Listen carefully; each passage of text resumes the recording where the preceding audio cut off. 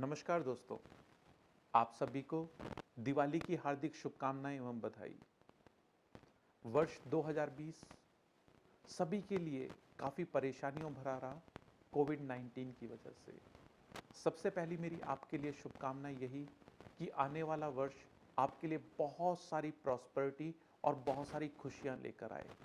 जितना भी आपको लॉसेस मेंटली, फिजिकली और बिजनेस में लॉसेस हुए हैं 2020 में, आपके सारे लॉसेस रिकवर हो जाएं 2021 के अंदर। दोस्तों, आज की इस वीडियो में जो मैं आपसे बात करने वाला हूं, उसमें आपको बहुत सारे गिफ्ट्स देने वाला हूं और बहुत सारी लर्निंग्स देने वाला हूं। लेकिन अगर आप सारे गिफ्ट्स और सारी लर्निंग्स चाहते हैं तो आपको इस वीडियो को एंड तक जरूर देखना होगा, क्योंकि मैं बीच बीच में भी हो सकता है आपके लिए कुछ गिफ्ट्स अनाउंस कर दूं।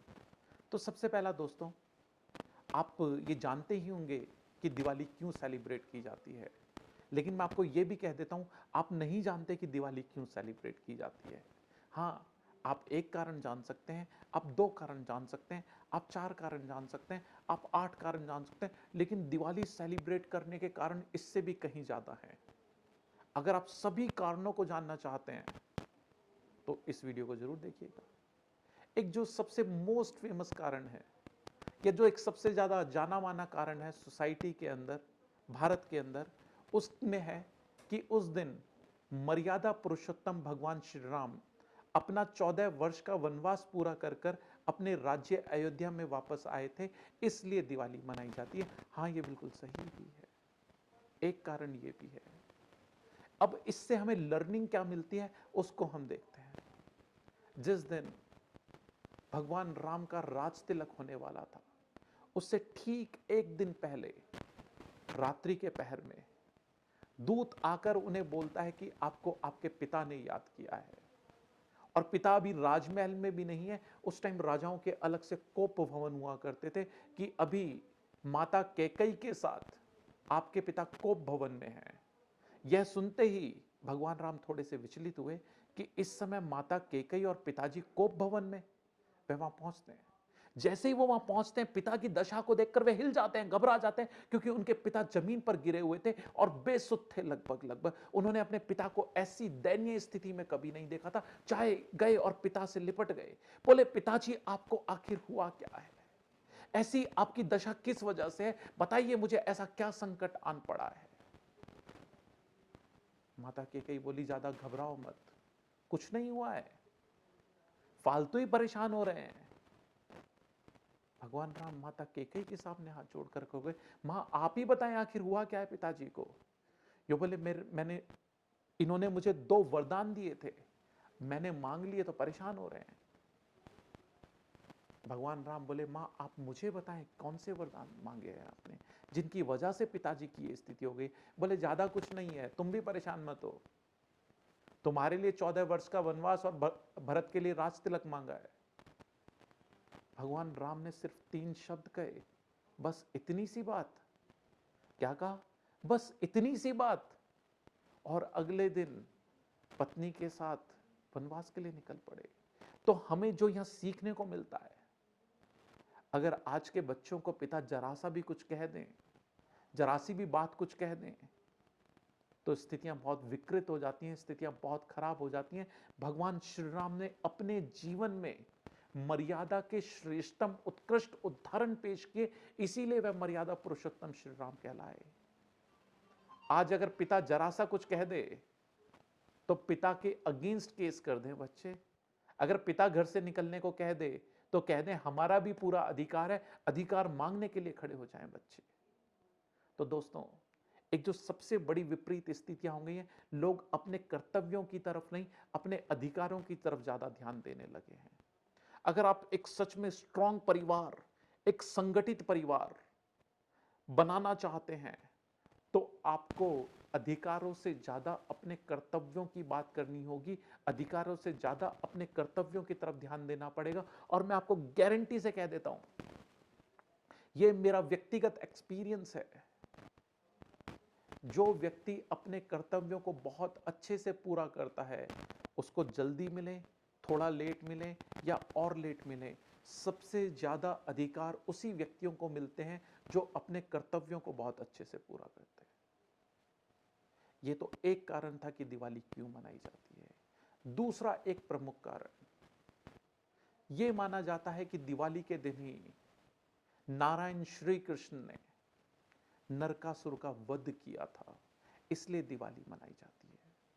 यह शायद आपको ना पता हो। नारायण श्री कृष्ण का जन्म से ही, और क्या कहूं जन्म से पहले गर्भ से ही, और गर्भ भी क्या कहूं गर्भ में आने से पहले ही राक्षसों से आमना सामना तय हो गया था, क्योंकि उनका मामा कंस ही उन्हें मारना चाहता था।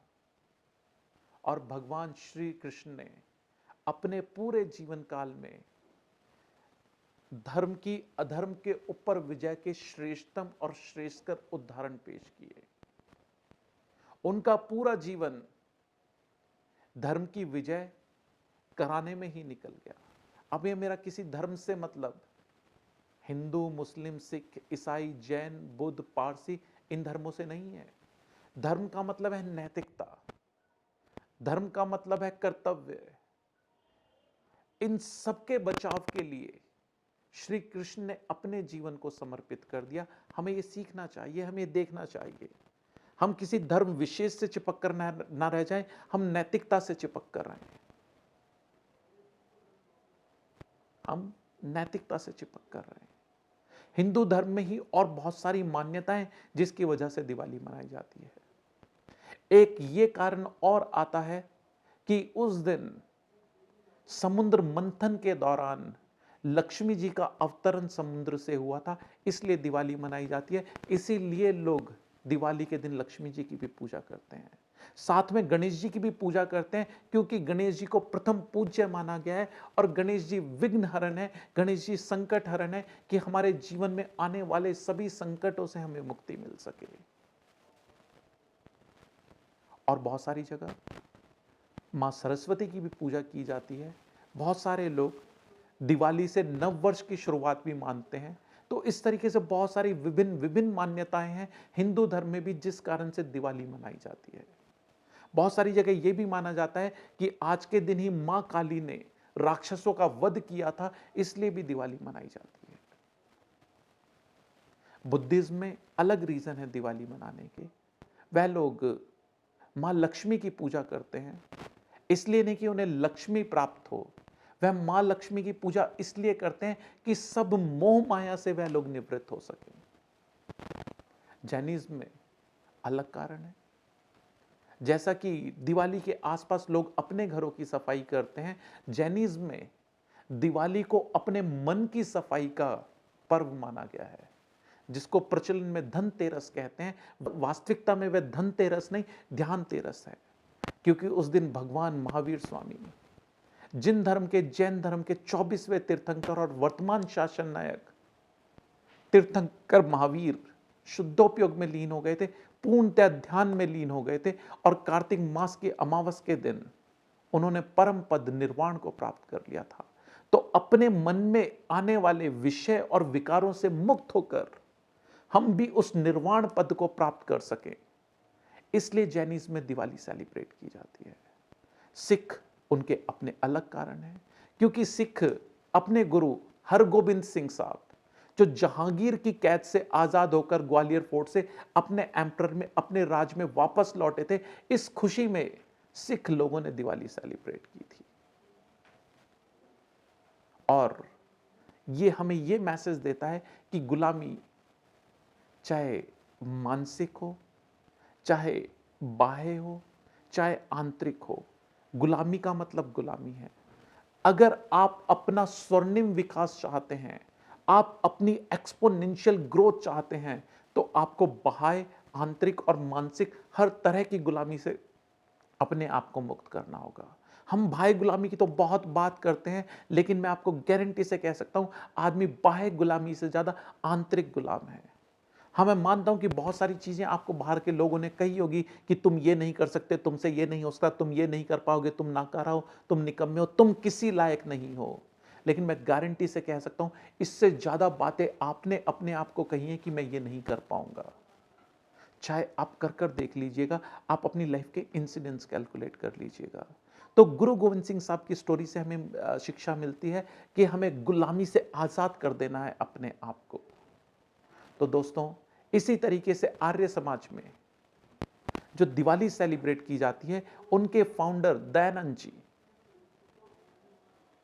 को आज के दिन निर्वाण प्राप्त हुआ था।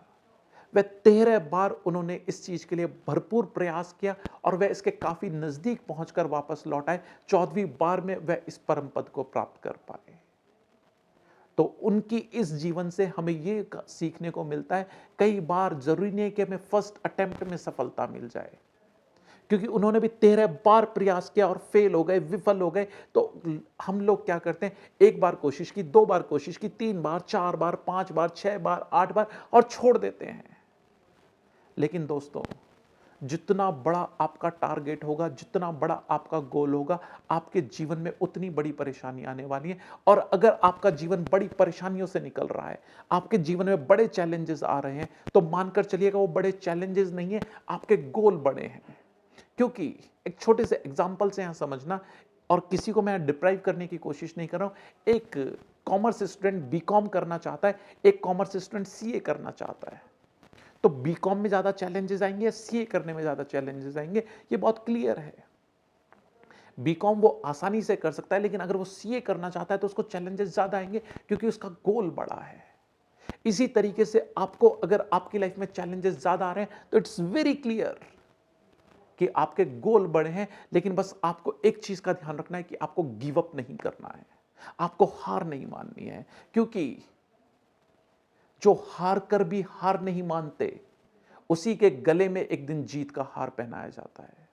अगर आप चाहते हैं कि आपके जीवन में भी वह पल आए कि आपके गले में भी जीत का हार पहनाया जाए, तो आपको हार कर भी हार नहीं माननी है। तो दोस्तों, जैसा वीडियो के शुरू में मैंने आपसे वादा किया था कि मैं आपके लिए बहुत सारे गिफ्ट भी लेकर आया हूं। तो पहला गिफ्ट, बहुत ही जल्दी हम अपने वीडियोस के थ्रू अपनी एक बिल्कुल नई series of case study start करने वाले हैं। उसमें आपको बहुत कुछ सीखने और बहुत सारे एक्स्ट्रा ऑर्डिनरी प्राइजेस जीतने का मौका मिलेगा।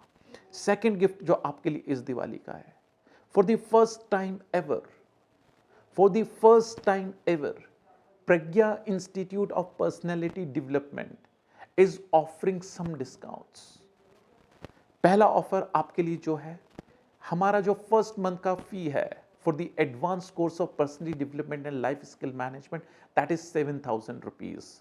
इसको स्ट्रेट फॉरवर्ड रिड्यूस कर 4,500 रुपीज कर दिया गया है। सीधा आपको 2,500 रुपीज का बेनिफिट। दूसरा, till Diwali, till 14th of November, इसमें भी 25% का ऑफ है। इट्स मीन समवेयर अबाउट को 1,000 रुपीज से ऊपर का इसमें डिस्काउंट मिलने वाला है। तो आपको 1,000 रुपीज एंड अबव की सेविंग यहां हो रही है।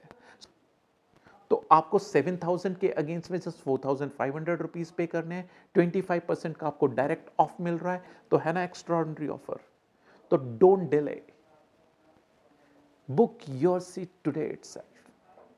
और मैं आपको इसलिए नहीं कह रहा हूं कि मुझे कोई अपना प्रोग्राम बेचना है, मैं स्ट्रांगली इस चीज में पर्सनली बिलीव करता हूं कि लर्निंग से बेस्ट गिफ्ट आप अपने आप को और अपने लव वंस को कुछ नहीं दे सकते। Because I believe best investment is invest in yourself, best investment is invest in yourself. इसीलिए किसी ने बहुत अच्छे शब्दों में कहा है, don't give fish, tell them how to fishing. अगर आप किसी को बहुत अच्छा गिफ्ट देना चाहते हैं या अपने आप को कोई बहुत एक्स्ट्रा ऑर्डिनरी गिफ्ट देना चाहते हैं, तो वह है लर्निंग का गिफ्ट। क्योंकि आपने अगर किसी को एक बार खाना दिया तो वो उसकी एक बार मदद हुई, लेकिन आपने अगर उसको कमाना सिखा दिया जिससे वह जिंदगी भर खुद कमा सके और खा सके, यह उसकी लाइफ के लिए फाइनेस्ट गिफ्ट होगा। तो आप अपने आप को, अपने लव वंस को, अपने फ्रेंड्स को, अपने रिलेटिव को अगर सच में कुछ extra ordinary, life long memorable, जिसको ना कोई चुरा सकता है, जिसको ना कोई छीन सकता है, जितना उसे शेयर करेंगे वो और बढ़ेगा, ऐसा गिफ्ट देना चाहते हैं, तो call us on the given number right now. Thank you so much friends. At the end of this video, again wish you a very happy and prosperous Diwali and the new year. Wish you very best. Thank you so much. धन्यवाद।